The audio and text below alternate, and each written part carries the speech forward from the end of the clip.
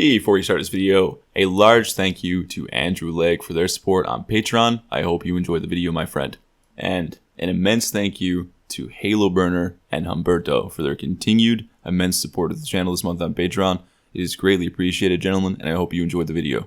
Hello everybody, I'm not in my office, so if you hear any background noise here, I apologize. I will do my best to edit it out. Let's first go to the World Utility Manager and make sure we added Don't Destroy on Load. I did not do that in the last episode. It's very important. You need to have this persist in your scenes. Then let's go to the Character Locomotion Manager, and what we're going to do is make some logic so if you jump on another character's head, you slide off. So I'm going to start by making two functions down here. And this is also going to help with our regular sliding because it's going to change how we slide when we're in the air versus when we're grounded. So let's make two protected virtual voids in case you want to override the logic on any of your other classes that inherit this one. And we're going to make one called onIsGrounded and onIsNotGrounded. And as the name of these functions suggest, when you change from being grounded to not grounded or vice versa, it will call each of these functions respectively. So where are we going to set this up? Well, we're going to have to modify our handle ground check a little bit. Right now it's just isGrounded is equal to physics check sphere, and we pass our ground check sphere radius. However, we can say if grounded, and then we can pass this here. And then we're just going to call this as normal. And then right below that, or right after that, sorry, we're going to say query trigger interaction.ignore. And then below this line, we're simply going to do a check for if we're no longer grounded while within this. And if we're not, we're going to call onIsNotGrounded. And then obviously we're no longer grounded, so this function only runs for a single frame. And then we can do an else, and we can do the opposite. Now, why am I calling isGrounded equals physics check sphere twice instead of once on top? Well, depending on your character, you may want to change the ground check sphere radius to something much smaller here. And I say this because if not, I'll just show you in the video actually. You're going to see that I'm going to jump in the air.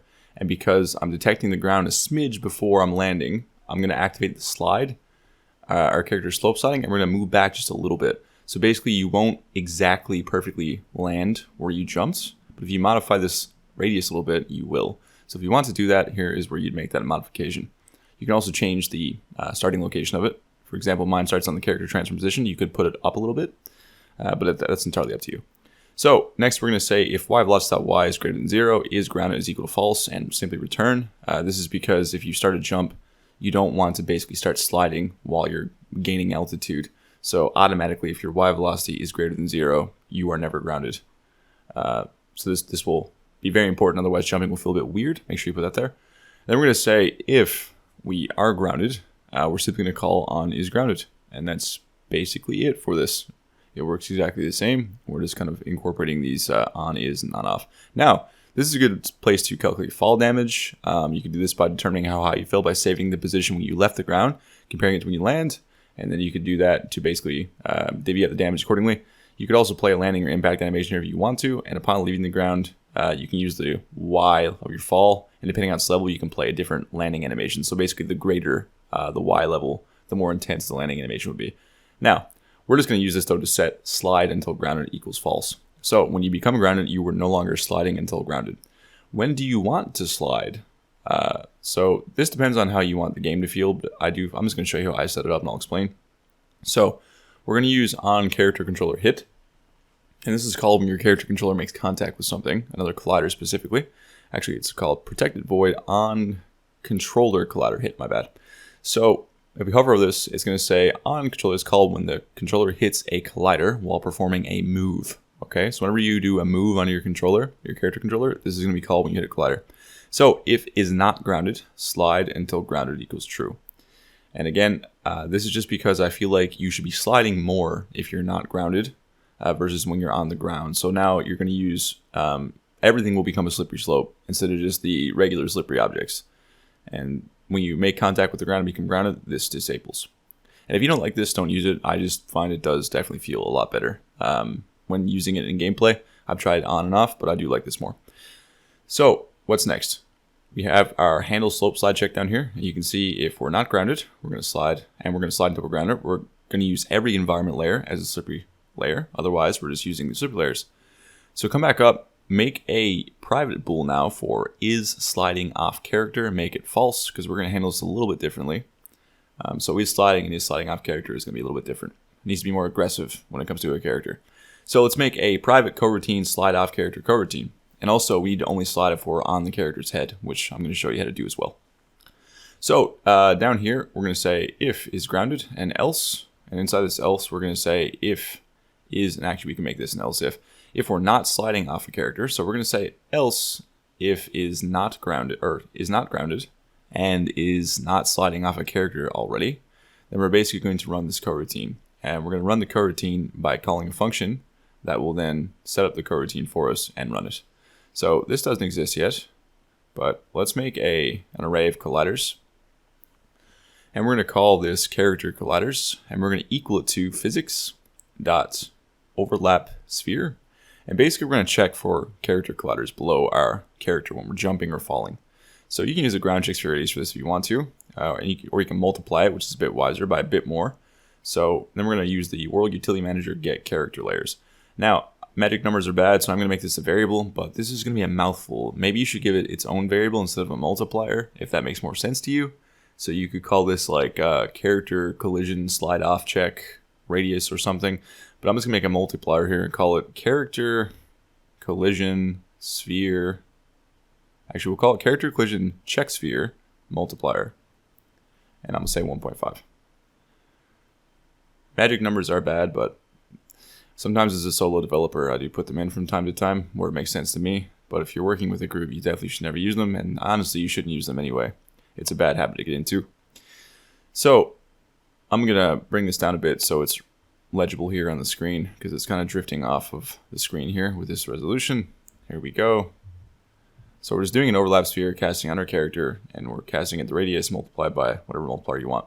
Now, we're going to do a for loop, iterate through these colliders. So what characters have we found within this radius character collider specifically? Because it's only being casted on the character layers.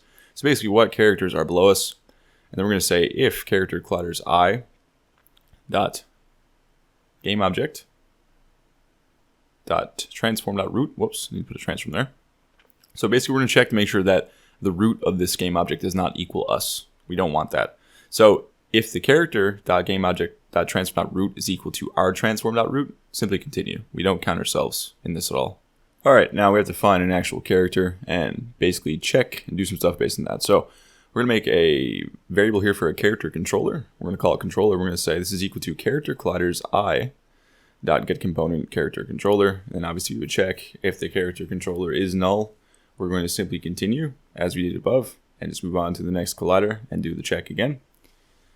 So if character controller is equal null, simply continue. Now, if it's not null and we have detected a controller, what we're going to do is say if controller, we need to make sure that the collision flags basically below us. So we're going to say if the controller.collision flags and the collision flags.collide below do not equal 0, meaning if it's true that we collided with this controller below us, we can do some logic. Future step here, you might want to add this controller to a list so you don't call this more than once. It's a minor optimization, not totally needed, but I didn't think about it while writing this, to be completely honest with you. So we're going to say this is true, is sliding off character. Then we're going to say slide off character coroutine. We're going to call slide off character, which is going to run the coroutine now. This does not exist yet, so let's go ahead and make this function. All right, now we can say character sliding, and we can make a protected virtual void slide off character. So we're just going to basically say if the coroutine is not null, we're going to stop it. I always want to check for that, so we only run it once. Don't want to run it multiple times. And then we're just going to make it the local variable equal to, and we're going to make this new function, this protected virtual enumerator slide off character coroutine. So we're going to say if slide off character coroutine does not equal null, stop coroutine, slide off character coroutine. Slide off character coroutine is equal to start coroutine, slide off character coroutine. And now is where we put the actual logic into this function. So it's going to work very similar to how we're sliding off of other objects. We want to basically do it, depending on which way we're engaging with it. So it feels at least a bit more realistic, or it feels right is the word I'll say. So while is not grounded, we only want to do this if we're not grounded. We're going to say if physics sphere cast character transform.position, And then we're going to use the ground check sphere radius. And then we're going to use a vector 3 down. And now we want the distance and then the layer mask for this. So basically, how far do you want to cast this downward? And also, what layers do we want to cast this on? We know the layers are going to be the world utility manager.instance.get character layers. And I'm going to insert a number here for now before we make a variable for this. And I use 5 in Nephilim, I believe. And since this is Unity, 5 will be about 5 meters, 5 units. So let's go up here now and let's make a serializable field, float. And I'm going to call this character collision. And we're going to call it, actually, what am I going to call this? It's a tough name. Character slide off head collision max distance. Man, that's a mouthful. Check. But it makes sense. Equals 5. Also, my dog is tap dancing when I'm in the background, so you can hear that. Apologies. Let's see. There we go. Probably edit that out in post. Character slide off head collision max distance check. Man, that is a mouthful. Sometimes magic numbers, you know. Just put a number in there and have to think about making a variable name. But no, I'm kidding. Don't do that. All right, vector 3. Character slide velocity is equal to. We're going to say vector 3 dot project on plane. And then we're going to make a new vector 3. We're going to say 0. And we're going to take the y velocity we have, dot y. And then we're going to make a 0 for the z here. And then we're going to pass the hit info dot normal. Then we're going to say y velocity dot y plus equals world utility manager dot instance. And we can just use our, if you had a gravity force here, that's cool. But I'm just going to use my slope slide force. So it's going to get more intense the longer you're on their head if you don't slide off, basically. So it'll force down more. And we can times that by time dot delta time. And then we're going to apply it. You could say vector 3 slide velocity is equal to character slide velocity we just made if you want to, or you just apply it directly. And then we apply this to our character controller by moving it. So if character dot character controller is enabled, then we're going to say character dot character controller dot move, and we pass our slide velocity. Now I will show you this in game to test it to make sure it works. And the other option, which is simpler, is that instead of sliding off the character on collision enter, you would just make the characters ignore each other's colliders until they're outside of one another. So I can show that in a video if you guys want as well. It's very simple though, but this should work fine. But if you want to see that, basically phasing through other characters, that's a very valid way to handle it too. Just let me know in the comments and I'll make a very short video on it. Okay, now we're gonna call slide off character. So you return null, and we're gonna say is sliding off character is equal to false. Don't forget to use yield return null. And now we're going to save. Okay, so let's go into the game here now. I'm just gonna make sure I didn't break the original. So you can see here I can't go up this. And if I try to jump on this stalagmite, which is tagged as slippery, yes, I just slobbered off it. I'm just gonna go from all the sides here to show you to make sure it's definitely working. Yeah, okay, so that's really good. Now I have this knight set up. I took away his state so he won't hit me. And I'm going to jump on his head. And yes, I do in fact slide off. That is working as intended. Very cool. One more time. Jump on his head. Yes. All right, cool. All right, guys.